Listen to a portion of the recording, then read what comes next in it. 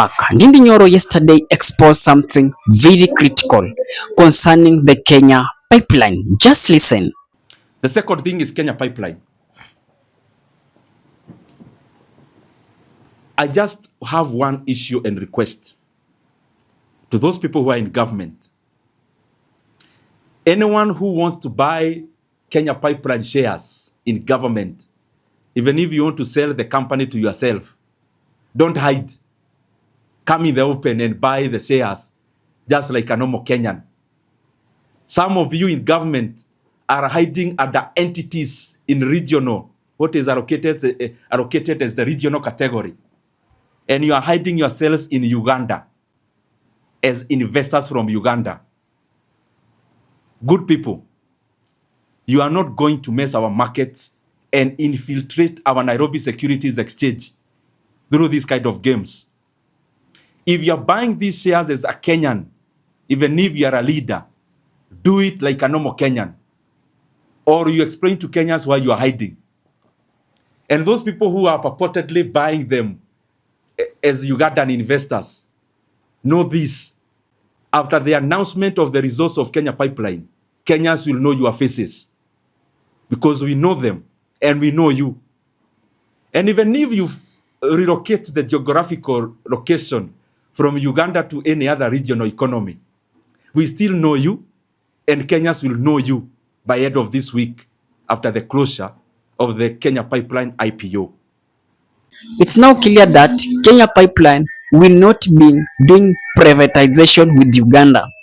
It's some Kenyan politician when you wameenda Uganda, they have created their own companies. So from that, they will now come to sell, to buy Kenya pipeline in the name of they are now Ugandans. Hey, this is something very interesting. And guys, in case this is your first time coming across us, kindly please consider subscribing to this channel.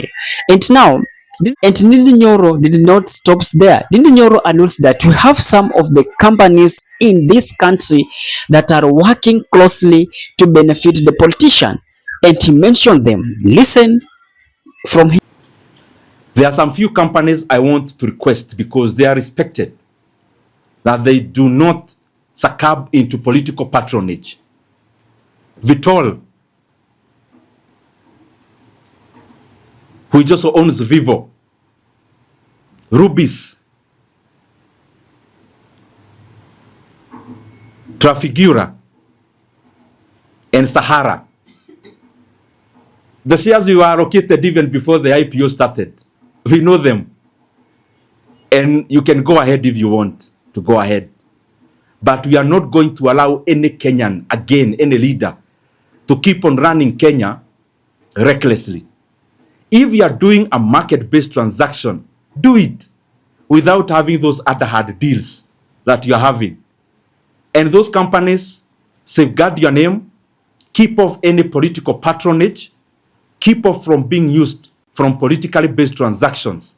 Because in Kenya, as you know, there is very few places to hide. And you're not going to hide either. So it is important that we do not bring our greed into the market. Let us keep off the market. Do your private transaction outside the market. And especially don't hide.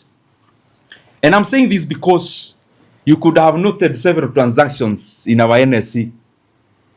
And I want to face the cameras and tell Kenyans that some of these transactions have been grade 1 patronage. Our cement companies now in Kenya are purportedly owned by a regional investor. That regional investor is a Kenyan. Let's stop hiding on the faces and the names of regional investors. And in the recent past, we have seen, for example, a company like East African Portland Cement, which is now 68% controlled by the so-called regional investors who are Kenyan. That the National Treasury last week went ahead to give a moratorium of over 1.94 billion Kenya shillings to a private company called East African Portland Cement. That 1.94 billion Kenya shillings is part of the money that is being converted into shares to allocate into political patronage.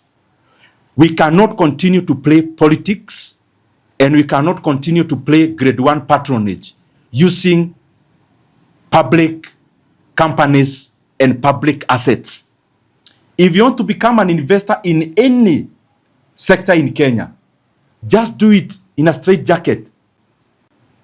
And we have seen a tendency, and especially in the oil sector, that now patronage is percolating from upstream all down to downstream. When Kenyans hear that Kenya is producing oil from Turkana, we should give Kenyans all the details of including the individuals involved in the drilling of oil in Turkana, so that we open up this space. If there is nothing to hide, say it. But if there is something to hide, it is important then we let all the transactions that touches on the running of our country, Kenya, in the economy, to be market-based, to come out in the open for every other investor to take part.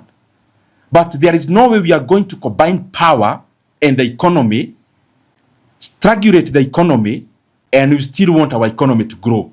Those two things do not rhyme in the same sentence. And now things is getting interesting. Everything that is being done in darkness zinaletwa kwa mwangaza. How comes that now it's the government yenye inafanya business within the government? That's not something that we are not going to agree, kwa sababu we know their main issue is now to raise money for campaign come 2027. So lazima wapate pesa nyingi sana on how they're going to ensure that they get more votes, they get more people supporting them through bribery ama any other form of campaigning they're going to use. But now ni wakati wa kutafuta pesa za campaign. Ni aje we tafuta kampuni yako itengeneze, sema we are the regional people managing this one, this company is not even linked to Kenya. Boom, for the shock of many, the same politician looking for money for campaign come 2027. What is your thought, guys? Drop it in the comment section. I'll be doing my best to read it and giving you a response. And with that, peace and love.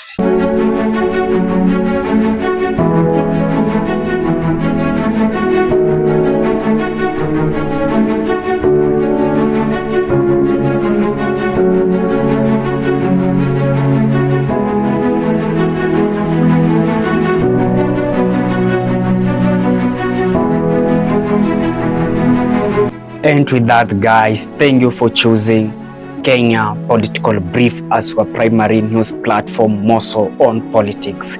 Kindly please share this video to a friend.